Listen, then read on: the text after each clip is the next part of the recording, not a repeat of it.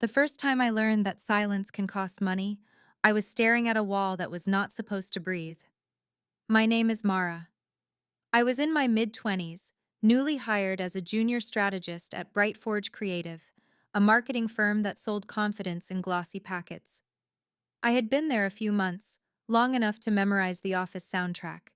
The ping of incoming briefs, the sigh of printers, the swish of ambition sliding past glass doors. I liked the work. Cole, my manager, said I had a knack for turning bland products into stories that made people feel clever for buying them. He gave feedback that was sharp but fair, and he trusted me with real projects. That is why I was still at my desk one evening when the hallway lights were dim and the air smelled faintly of lemon cleaner. I was building a campaign for a boutique travel brand. The concept was bold, the client was anxious, and my brain was buzzing in that sweet way that only happens when an idea finally clicks. Then the wall beside my office made a sound like a fist meeting plaster. Bang, bang, bang. I froze with my fingers hovering over the keyboard. The noise came again, louder, like furniture being rearranged by someone who hated furniture. Our walls were thin. They were designed for openness, which was corporate code for you will hear everything and pretend you did not. I told myself it was maintenance, or a clumsy cart, or a very passionate argument about fonts. Bang! I breathed out, set my jaw, and returned to my laptop. I had learned a survival rule at Brightforge. Mind your deadlines, not the drama. The people who watched drama were the people who got blamed for it later. A minute passed. Another bang. Then a muffled laugh, low and breathy, followed by a shuffling thud. My eyes slid to the corridor. The sound was coming from the corner suite that belonged to the Vice President of Operations, Victor Sloan, a polished shark in a tailored suit. A week earlier, Victor had acquired a new assistant. Her name was Tess Danner. She arrived as a secretary, smiling like a magazine cover, carrying a notebook that looked untouched by ink. By the end of her first week, her title had changed. VP Assistant, new badge, new access, new swagger. It made the rest of us blink in synchronized disbelief. I did not envy her. Envy takes time, and I had work. That evening, though, the hallway carried a different kind of promotion announcement. Tess slid past my doorway. She moved quickly, as if the air itself was chasing her. One hand pressed a tissue to her mouth. Her cheeks were flushed. Her hair, usually pinned neat, had come loose in glossy waves. She paused near my door to smooth her blouse and tug her skirt down, then glanced up. We made eye contact. Her gaze sharpened. For a half second, her face switched from frantic to calculating. Then she smiled, small and cold, as if we shared a private joke that I had not agreed to. I looked away first, more out of instinct than courtesy. When I looked back, Tess was already rounding the corner, her heels clicking in irritated rhythm. I stared at my laptop again, but the words on the screen turned into static. My mind replayed the banging, the muffled laugh, Tess wiping her face as if she had been caught in bad weather. I could have shut down my computer and gone home. Instead, I did the thing that always felt safest. I did nothing. On my way out, I passed Victor's suite. The door was closed. Everything looked normal. In the morning, I would learn that other people had already decided the sounds were my business. The next day began with the kind of calm that feels rehearsed. When I arrived, people drifted in with coffee and confident strides. At my desk, a calendar invite waited like a trap laid in plain sight. Human resources, one-on-one, mid-morning, no agenda, no notes, just a sterile block of time stamped with authority. Cole stopped by sometime in the early morning, holding printouts. He looked pleased, which was rare enough to matter. "Your travel campaign deck is strong," he said. "Clean story, clever hook." "Thanks," I said, then forced the question out. "Did HR mention anything to you about me?" Cole frowned. "HR? No. Why?" I angled my screen toward him. He read the invite, then shook his head. "That is odd. You are doing well. If anything, I was going to push for a bonus on the next review cycle. Bonus. The word landed like a joke told at a funeral. I will check with them, he said. You will be fine. When the meeting time came, I walked past posters about integrity and teamwork that looked like they had never met a real person. Jan at the desk led me into a small room with a tired plant and a table that felt too shiny to trust. Across from me sat Maribel Klein, our HR director, with a laptop open and her smile set to neutral. Thank you for coming, she said. I will be direct. Your performance has been flagged as inconsistent. There are concerns about focus, professionalism, and overall contribution. We are adjusting your compensation accordingly, and we will be revisiting certain benefits until improvement is documented. For a moment, I was sure she had mistaken me for someone else. With respect, I said, my manager has not raised any concerns. Cole has been happy with my work. Maribel did not flinch. This is not a manager decision. The concern comes from higher review. Higher review. The phrase felt like a ceiling lowering. What concerns specifically? I asked. I can address them, but I need details. Maribel smiled, polite and empty. You will receive a performance plan. For now, please sign the acknowledgement. She slid a form toward me. My name was printed at the top above a paragraph of vague accusations that could fit any employee who had ever breathed too loudly. I did not sign. I asked for a copy.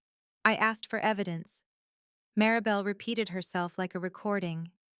When the meeting ended, I walked out with my jaw clenched.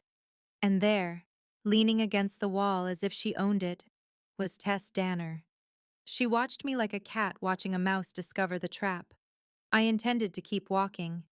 Then she laughed, bright and sharp. Mind your business next time, wage slave, Tess said. The words hit like a slap with manicured nails. I stopped and turned. Tess tilted her head. Her lipstick was perfect. Her badge gleamed. You think you are special because you work late? She added, voice sweet. Cute. I kept my voice calm. Are you proud of that? I asked. Tess shrugged. I am proud of efficiency. People who know where to look do not have to grind for crumbs. Her eyes held mine, daring me to deny what I had seen through thin walls. I understood then. This was not about my work. It was about my silence, and her fear that I might stop being silent. I could have yelled. Instead, I smiled. Thank you for the advice, I said. I will remember it. Tess blinked, suspicious. Then she smirked and sauntered away, leaving her laughter behind like perfume. I walked back to my desk, opened my campaign files, and wrote a new plan of my own. If silence could cost money, then truth was about to earn interest. By the time the office buzz returned to normal, my anger had learned manners. I smiled at coworkers. I answered briefs. I delivered Cole updates. I made my face a mask of competent peace while my brain built a spreadsheet of spite. First, I asked for what I was owed. I emailed Maribel Klein and copied myself. I requested the performance plan in writing, the criteria used, and the documentation supporting the pay and benefits changes. Calm words, sharp edges. Maribel replied with a sentence so polished it could have been laminated. The details will be provided in due course. Due course. Corporate for later, if ever. So I built my own course. Brightforge had an internal policy library. I opened it. The section on compensation adjustments required manager input and measurable evidence. The section on retaliation warned against punishing people for reporting concerns. I printed both and tucked them into a folder labeled Travel Concepts. Next, I watched Tess. She moved through the office like gravity worked for everyone else. She laughed loudly at Victor jokes in the corridor, the way a stage actor laughs for the back row. Victor Sloan grew more visible too. He stopped by teams he used to ignore. He asked questions that felt like surveillance. Cole noticed. One afternoon, he said, HR will not talk to me. Victor has been asking about you. That was the moment my fear became focus. I started collecting facts, not feelings. I kept a notebook in my bag and wrote down every comment, every change, every odd request, with dates described in phrases: early morning, late afternoon, after lunch. I saved email threads to an archive folder because I knew the rule: if you do not save it, it did not happen.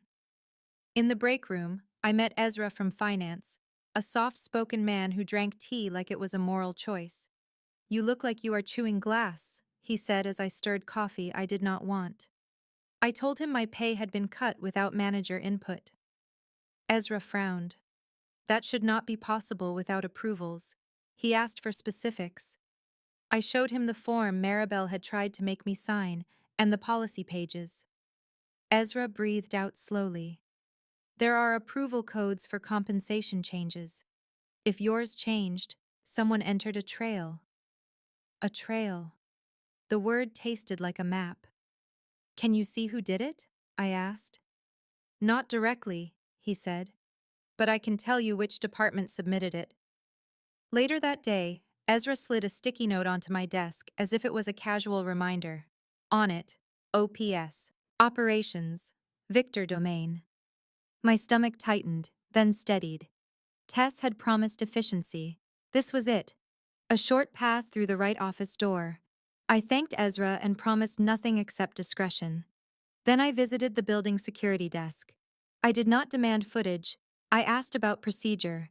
The guard, a patient woman named Lila, explained that keycard access logs were stored for a set period and could be requested by HR or senior leadership during investigations.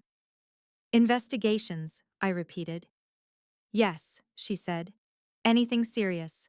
Policy violations. Harassment. Harassment." The banging in the wall came back to me, sharp as a knuckle. I returned to my desk and opened a blank document titled Campaign Notes. Inside, I wrote the first line of my new project. My hands did not shake, not even a little. If silence could cost money, then truth was about to earn interest, and I planned to collect. Revenge, I discovered, is a lot like marketing. If you want people to believe your story, you need receipts and timing. I started with the cleanest weapon I had: procedure.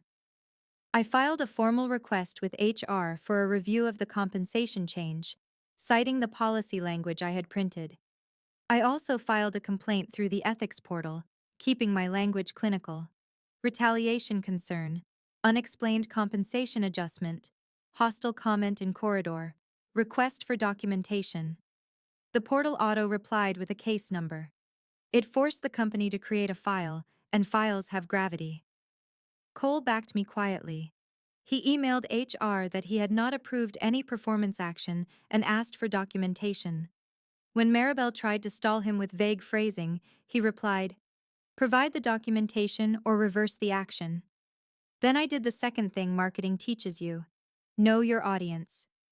Tess loved attention. People like that cannot resist narrating their own legend, so I offered her a microphone. I sent Tess a short email with a subject that looked harmless. Quick question. "Hi Tess," I wrote. "After our conversation near HR, I want to be sure I understood your feedback correctly. Are you saying my compensation change happened because I noticed something I should not have noticed? I want to avoid misunderstandings." "Thanks, Mara," Tess replied fast. Her message began with a smiley face, because cruelty loves cute packaging. Then, "You are smarter than you look. Yes, you saw something. You stared. You made it awkward. Victor hates awkward. Consider it a lesson. Mind your business, and you will keep your paycheck." I forwarded it to my archive folder and to myself again. Receipts. Ezra confirmed what he could without stepping outside his lane. Operations submitted the compensation change. A VP-level approval code was used. Victor authority. The ethics portal requested a meeting, not with HR, but with compliance review. The investigator was a woman named Dana. She spoke softly and listened like a locksmith. I laid out the timeline: my manager praise, the sudden HR meeting, the pay and benefits cut, the corridor comment, the email from Tess. I showed her the policy pages and Cole email. Dana nodded. "We will need access logs and approval trails." We will interview HR and operations. Before I left, she added, document anything else. Do not discuss the case with involved parties. 2 days later, Tess drifted close near the coffee machine, smiling like she was posing for a billboard. You started paperwork, she said. That is adorable. Paperwork is how adults solve problems, I said. Her eyes narrowed. Victor protects his people. HR protects the company. You are nobody. I tilted my head. Then why are you spending your morning talking to nobody? Her laugh snapped. She walked off, but her shoulders were tense. That afternoon, Dana called me into a conference room. Ezra was there. Cole was there. Maribel sat at the far end, hands folded as if praying to corporate policy. Dana placed a folder on the table and slid out printouts. Keycard logs, she said. Approval records. Email chains. The room went quiet as paper. Dana tapped the top page.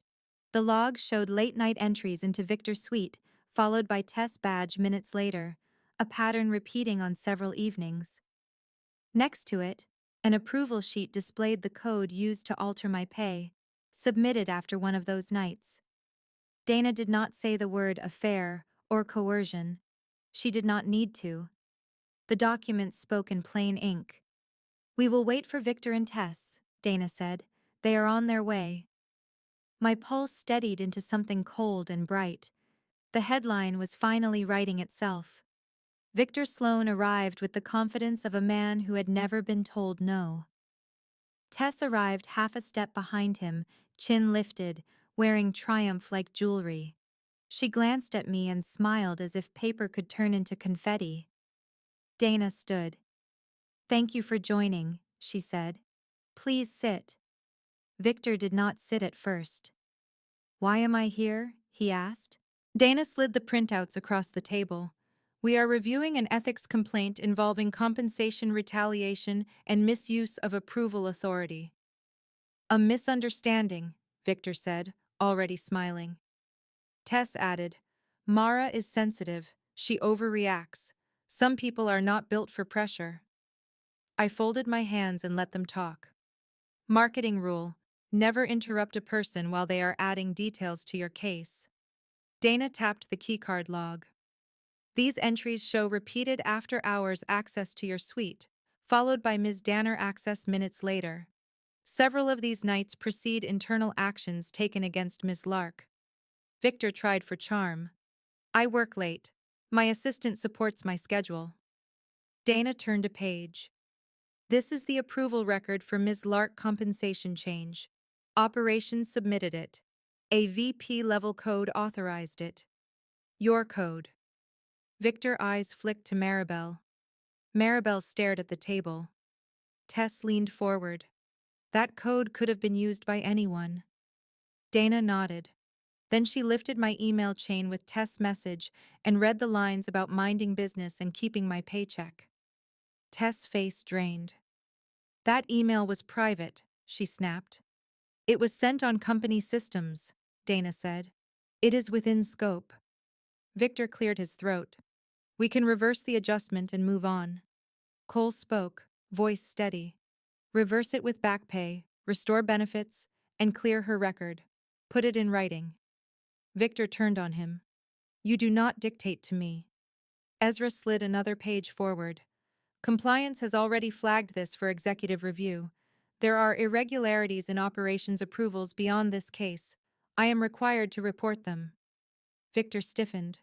Tess opened her mouth, then shut it. Dana looked at me. Mara, do you want to add anything? Yes, I said. I want my pay restored, my record cleared, and a documented finding of retaliation. Also, I want it noted that the comment wage slave was a hostile insult, not a motivational slogan. Victor pushed his chair back. Dana raised a hand. Please remain seated. Security will escort you after we finish. The word security landed like a gavel. Tess snapped at Victor, loud enough to be heard. You said she would stay quiet. Victor hissed back. You said she would mind her business. Silence hit the room, thick and final. Dana wrote a note. Thank you, she said softly. The outcome arrived in a blunt email. Victor was placed on immediate leave pending termination. Tess was dismissed for misconduct. My pay was restored with back pay, my benefits reinstated, and my record cleared. But my revenge was not the numbers. It was the staff meeting the following week, when leadership changes were announced, and Dana spoke about accountability without blinking. Then she invited me to present the travel campaign I built on that late night. I stepped forward and clicked to the first slide. Some journeys are sold as escapes, I said. The best ones are returns. Returns to dignity. Returns to truth. Returns to the moment you decide you are not for sale. The room listened. People who had avoided my eyes before met them now. Afterward, I passed Tess in the lobby as she carried a box of desk items. She looked smaller without the badge. She opened her mouth, searching for a last barb. I leaned in, calm and clear. Mind your business, I said. Then I walked back into Brightforge, not as a wage slave, but as the strategist who had just launched a new campaign, one called Consequences.